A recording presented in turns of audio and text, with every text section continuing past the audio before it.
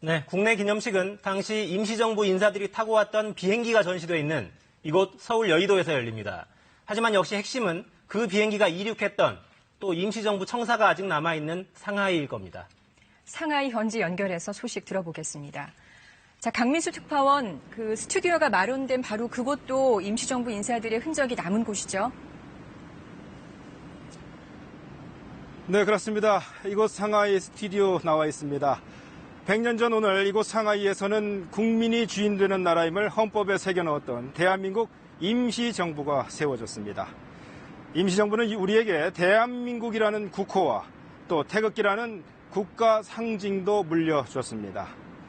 KBS 특설 스튜디오가 세워진 이곳에 임시정부를 세운 주역들이 그 이듬해 신년 축하회를 갖고 기념사진까지 찍었던 바로 그곳입니다. 역사적인 장소인 만큼 지금 우리 정치인들도 현장을 방문해서 독립운동의 정신을 되새기려는 준비를 하고 있는 모습도 보이고 있습니다. 이 역사와 함께 살아 숨쉬는 독립운동의 현장에서 오늘 저희는 임시정부의 지난 100년의 역사를 되짚어보는 뉴스를 전해드리겠습니다.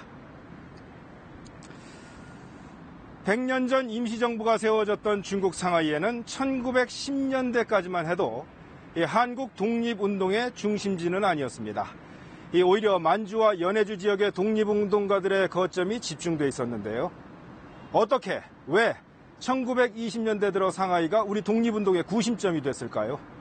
김도엽 특파원이 그럴 수밖에 없었던 이유를 취재했습니다. 3.1운동이 벌어질 당시 상하이 거주 한인은 1000명이 채 되지 않았습니다. 반면 블라디보스토크를 중심으로 한 연해주는 15만 명이 거주하고 있었고 독립운동을 위한 자원도 상하이보다 우위에 있었습니다. 하지만 독립운동의 구심점은 결국 상하이가 됐습니다. 그 시작은 3.1운동 이전에 이미 상하이에 거점을 마련한 신한청년단이었습니다.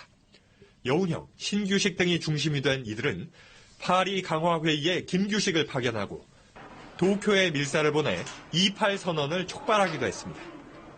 3.1운동 이후 해외로 도피처를 찾던 독립 세력에게 상하이의 가장 매력적인 점은 바로 일본의 영향력이 적은 지역이란 것이었습니다.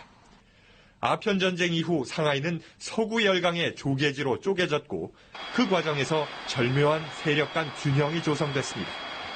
특히 프랑스 대혁명 정신에 따라 정치적 망명자에 관대한 프랑스 조계지는 최적의 장소였습니다.